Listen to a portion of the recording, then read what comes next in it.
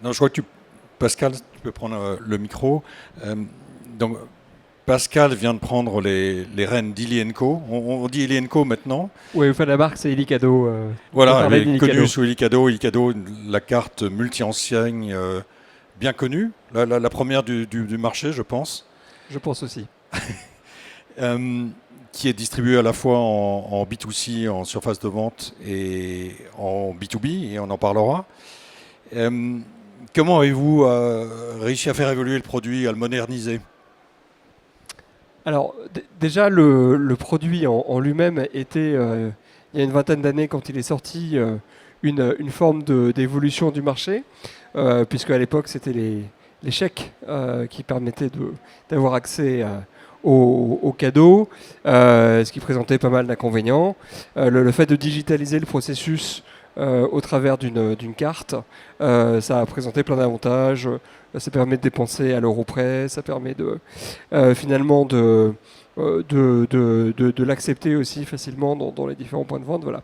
Et donc effectivement, comme tu l'as dit, Illicado, c'est à la fois une carte cadeau qui est disponible à l'achat en distribution. Et donc là, pour le distributeur, eh ben, ça crée une destination cadeau. D'accord, comme la marque est connue, et ben finalement on voit des consommateurs qui veulent faire un cadeau, qui vont acheter cette carte dans la distribution. Et puis elle est offerte, et c'est notre chance, aussi beaucoup par les entreprises à leurs salariés, puisque la carte cadeau bénéficie d'un dispositif fiscal et social avantageux. Voilà. Et donc finalement on a 30% de nos clients qui viennent au travers de l'achat en distribution, et 70% qui viennent au travers des CSE. Voilà. Et en quoi on innove ? Et bien en fait, on innove en suivant finalement les tendances de consommation, en essayant de les anticiper, en digitalisant nos processus, en s'intégrant dans le e-commerce. Et c'est comme ça finalement qu'on a réussi à développer la marque telle qu'elle est aujourd'hui, et à distribuer 7 millions de cartes par an, voilà, ce qui est le cas aujourd'hui. Alors quand tu dis distribuer 7 millions de cartes par an, j'ai cru comprendre que vous avez trouvé un relais de croissance important dans le B2B, en vous adressant aux organes représentatifs des salariés, au CSE. Pour le CSE aujourd'hui, c'est juste un moyen d'optimiser son budget ou de simplifier sa gestion, ou est-ce qu'ils ont trouvé le moyen d'améliorer l'expérience client et d'offrir de la satisfaction aux salariés ?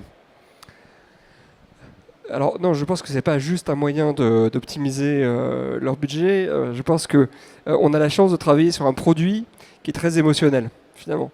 Tu parlais tout à l'heure, Gilles, de la nécessité des Français finalement de bien gérer leur budget, d'aller chercher des bons plans.